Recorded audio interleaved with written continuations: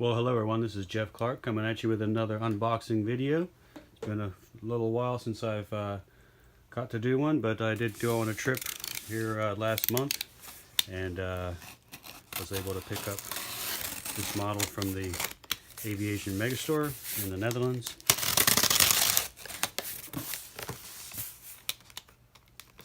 I do have pretty good luck with them in terms of them having models in stock. I'll usually try to get things from the United States because the shipping's cheaper, but we don't always get lucky.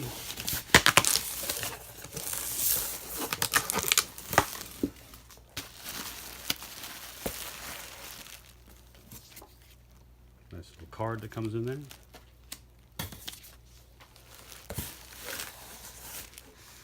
So today I'm going to be unboxing this Etihad Boeing 777-300ER.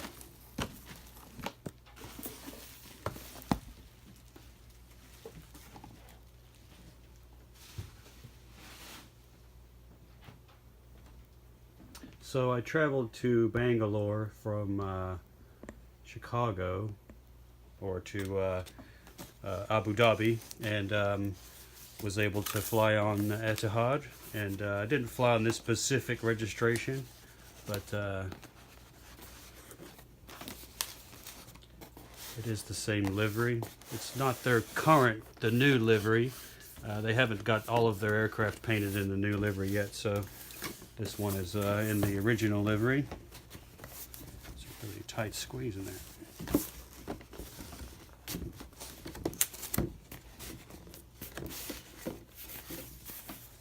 Okay, so the box does have its own piece of interest as well. So the front of the box.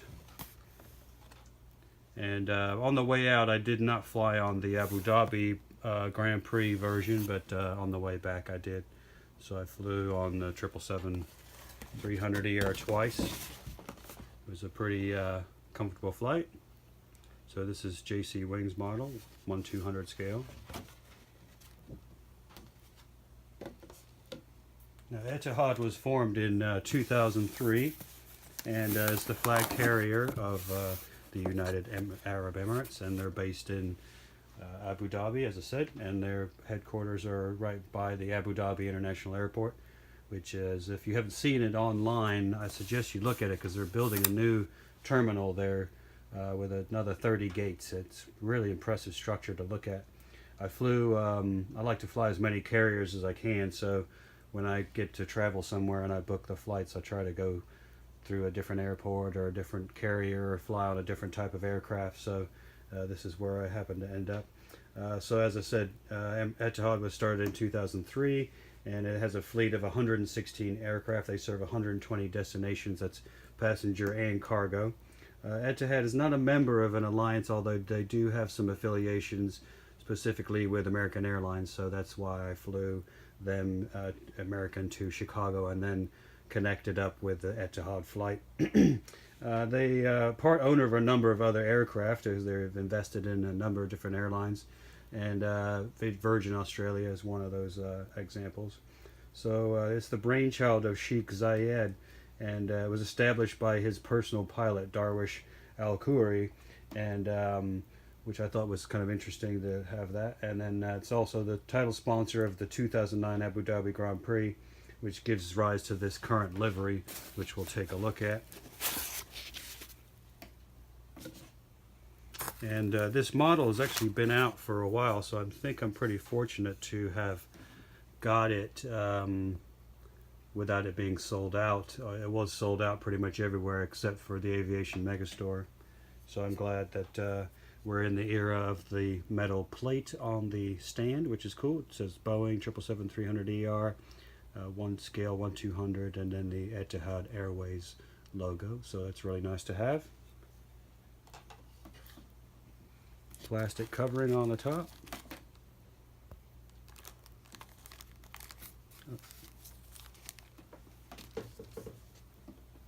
And then we have the gear in its own package with little magnets on there so you can attach it if you want to have the gear down. I have all my models displayed on a surface, so all of the models have the gear put in, and they're in use. It does allow me to get more models in the cabinet, so that's what I'm doing now. Plus, with all the stands being different, I kind of wanted to have it be a bit more consistent. So if I do have a stand that is unique to the model, like this one, I just display it next to the model, so get to see them both. Let's take this out here.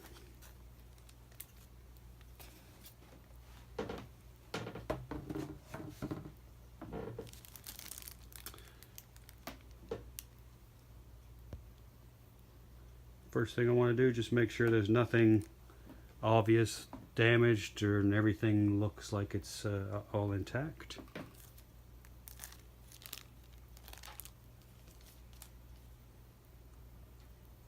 So let's have a look. Now I got some beautiful pictures that when we exited at Abu Dhabi, we parked at a stand, a remote parking stand, and then we basically went down the staircase and got into buses. So in that brief few moments there, I had a chance to really just stop and take multiple pictures of the aircraft and right inside the engine, and so I'll put those up in this video too, so you can see the real thing. I already did a trip report on that particular aircraft trip or that journey, so you can look for that on YouTube as well or on my channel. So let's have a look here.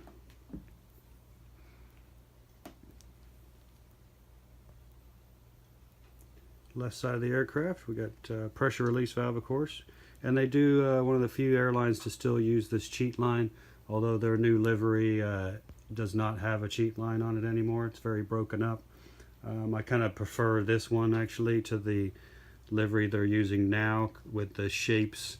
It's supposed to sort of give an effect of the buildings and architecture and style of Abu Dhabi, but personally I just think it looks a little off, so I prefer this with the billboard Etihad on the side and the 2014 Formula One logo on the back. As I say, when I flew back to Chicago on this particular, well, on this 300ER, I was able to fly on one that has the same livery, although a different registration. So on the L1 door, we have lots of nice detail of the mechanism for the door and our cockpit windows and partial registration there just above the cockpit windows, the Q. So all of their aircraft are A6, and this is ETQ. This is one of 19 777-300ERs they have. Nice radome cover detail. And it does have this nice metallic look to it, so that's really nice to see. The paint job is exceptional, so when it's in the sun it looks really magnificent. We have our numerous static ports.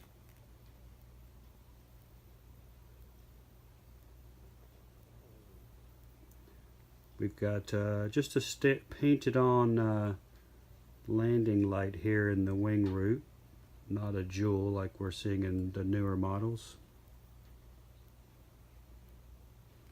You can see here these small circles there.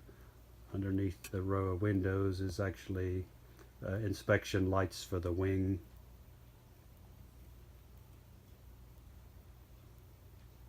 A really striking F1. It's the only Formula One race to be partially run at night. It starts in the daytime and ends in the evening.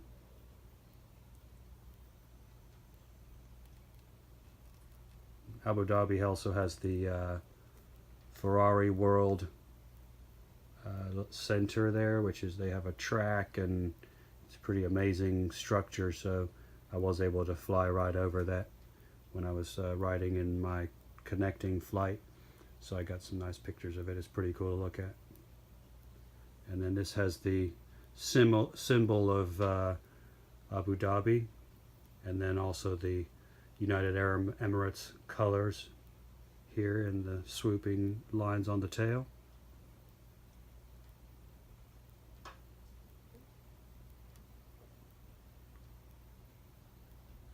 Very interesting livery. Nicely done with the horizontal stabilizers. Got a little paintwork to show you the leading edge there, and then also the tail illumination light. We've got the auxiliary power unit exhaust hole. This is a painted on hole. I've noticed that on the newer JC Wings and Gemini jets they actually have a hole there, so it's more realistic. There's a position light above the tail here, and that's a flashing strobe.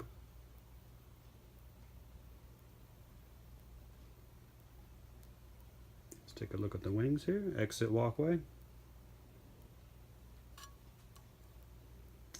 And then nicely detailed with the slats here on the leading edge. We have a raked wingtip on the 300 ER and also the 200 LR. And then there is also a navigation light in red there on the end. And then there's also a position light here on the very tip of the wing that blinks. And then we also see a very small fuel exhaust port there. And then we have our ailerons, and then our slats, or flaps, excuse me, and our spoilers, and our flapper arm, which is a control surface on the 777, the 747, the 767, and the Dreamliner.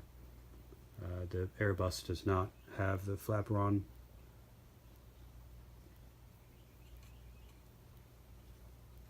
Let's look at the top of the aircraft. We got numerous antennas, VHF there.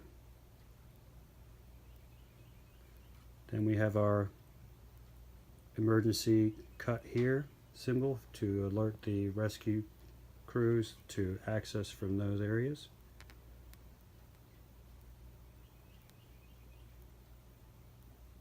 This is the two ADF antennas, auto direction finder. This is our Wi-Fi here. And then the box back here is our satellite communications. Now I did use the Wi-Fi. It wasn't too expensive, so I think it was $10 for all of the flights I flew on Etihad that day. And it was a daytime here while I was traveling, so it was kind of nice to be able to stay in touch with the world while I was traveling. And then we have a anti-collision light here.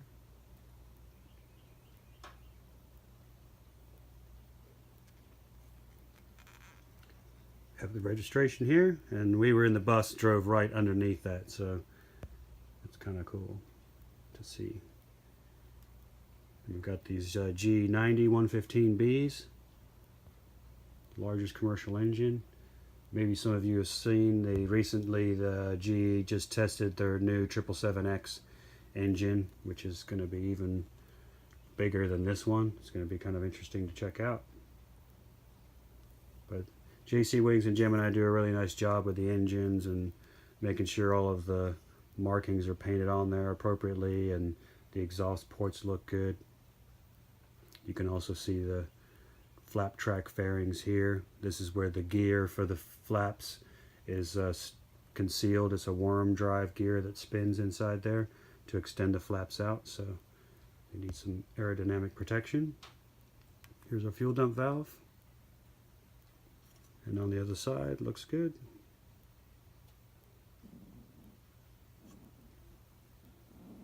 And then we'll give these fans a test spin here in a little bit.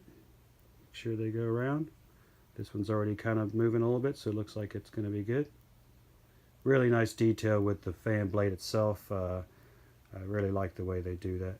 I think these are carbon fiber fan blades, but they've got a very interesting shape to them.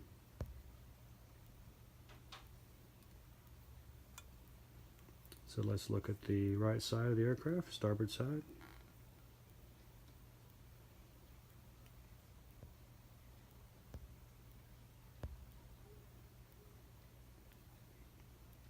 Here's our cargo LD3 loading door here. We have some more static ports.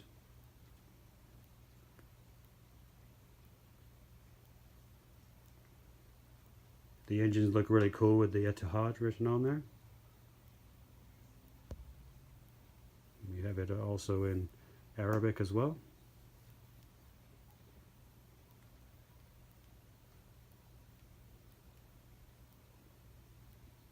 Really nice colors. 777 is really a favorite of mine to fly on. It's a pretty comfortable aircraft, and its size for what it has in terms of its engines, just enormous. GE90. I'm always impressed to be able to fly on something, such a machine as that. We have our Etihad Airways web address and the loading door again. Then this is the bulk bin door, which is where your large items go, or sometimes your animals and things are transported in this area. These small circles are actually lights to illuminate the vehicle that unloads the units, and also to light up the belt that goes into the bulk area. On the underside, we have the doors for the auxiliary power unit.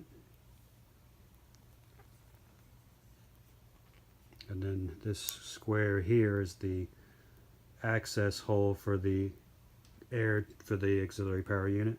So when the aircraft is on the ground, you will see that it's popped up. So then again, we have our registration, A6-ETQ.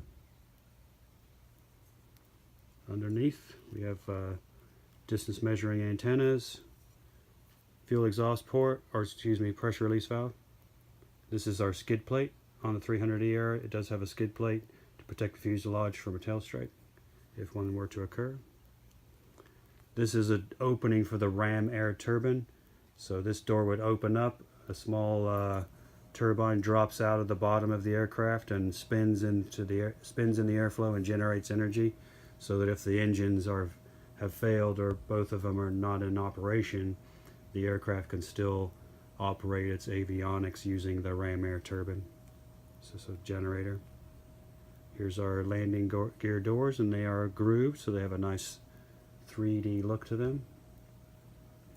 The hole for the stand, and another anti-collision beacon. Now there's a few antennas here that you can't quite see. They're just painted on for the traffic collision avoidance system and air traffic control and such. And then we have the hole for the nose gear and the nose gear doors. And then there's a small access hole just in front of that. So I really liking this metallic look. It's a very nice looking model. I'm going to get the stand on here. Let's have a look.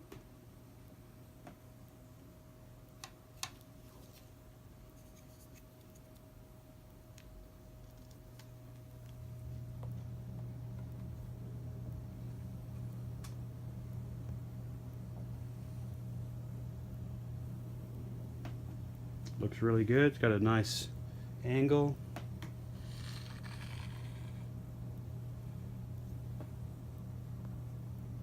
Sits on the stand almost perfectly straight.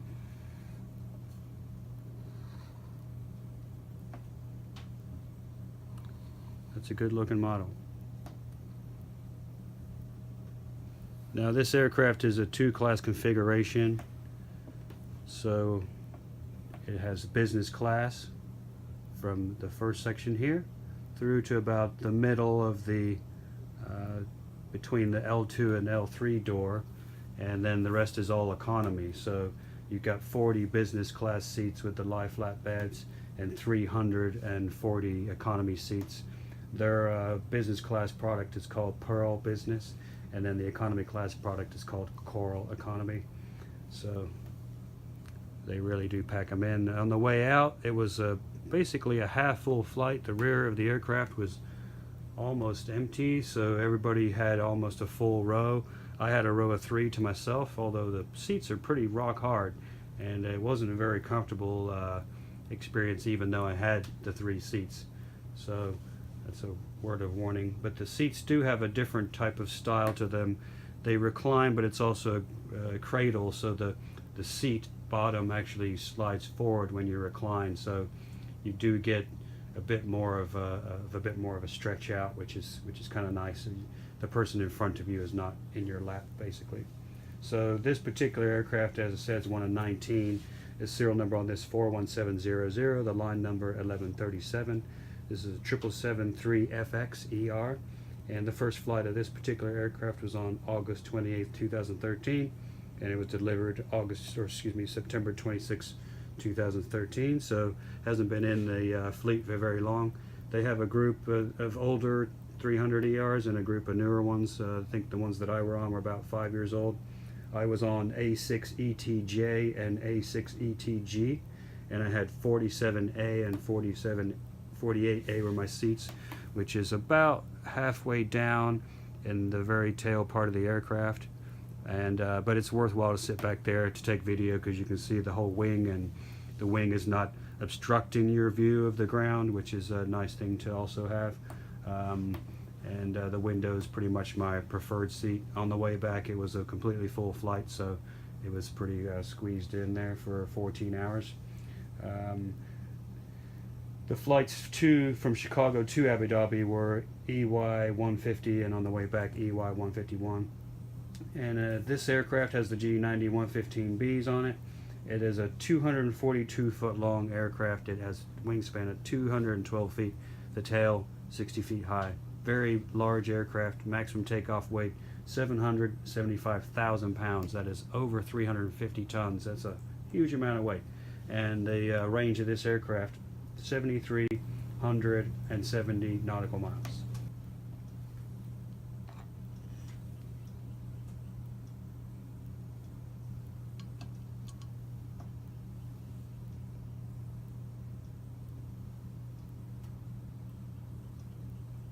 Does turn, but it only turns one direction, it seems like. And this does not have the dual lights, dual taxi lights, and the dual runway lights.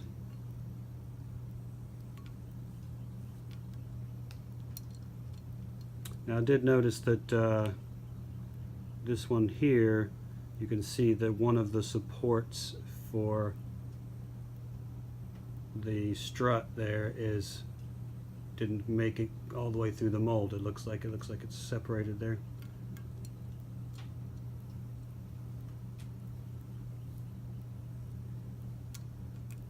And one feature of the 300ER is that it has a shock absorber on the rear to connect the rear wheels of the gear. And this does not have that on this model. But the angle we get off the wheels is pretty close to what you really get on a 777. I have not actually had a model that goes that far, so I do like that about the JC wings. These do roll. The rubber tires, the gear itself is metal, so it's nice and strong and sturdy. This one doesn't spin too much, but just the fact that I can get a good angle if I do have it on the stand, that's a nice feature. But mine will be sitting on a flat surface.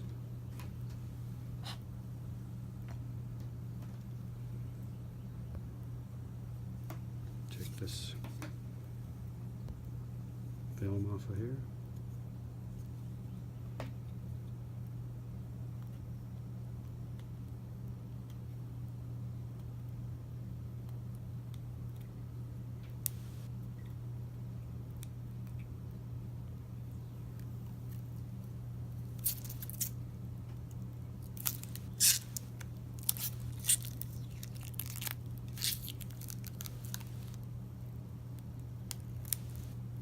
There we go. That just protects the stand.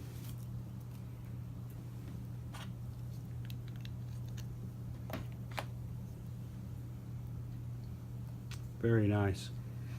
So these are a few of these available on eBay. They were pretty expensive. I might have to say that I got the last one that was available in the shop. So I'm glad for that. And there might have been a place in Australia that also had one, but I've bought from Aviation Megastore before, and I get points when I buy from them, so it's a good place to purchase from. They always pack their models up really nicely, and this is no exception. Okay, I'm going to give these fan blades a spin.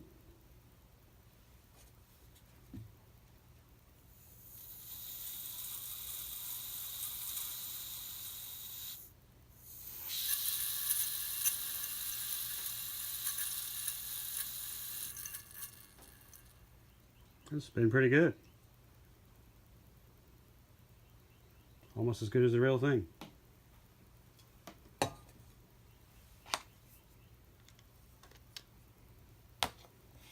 Nice to see that all the pieces of the model work as intended. Now they've got the newer ones with the flaps down configurations, which are really cool. The JC Wings has started to do, so keep an eye out for those as well. It's another nice feature these model builders are adding to keep their products relevant and in the marketplace. I think they're pretty nice features myself, so it makes these models extra cool. Well, thanks everyone for watching as always. Let me know if you're going to get this model, if this is something you already have in your collection. I'm glad to have this one, another example of an aircraft I've flown on, or the same livery that I've flown on, so that's kind of nice to have in the cabinet. And we'll get this one put in there with all of the others, and we'll have some more unboxing videos coming for you soon. Thanks for watching.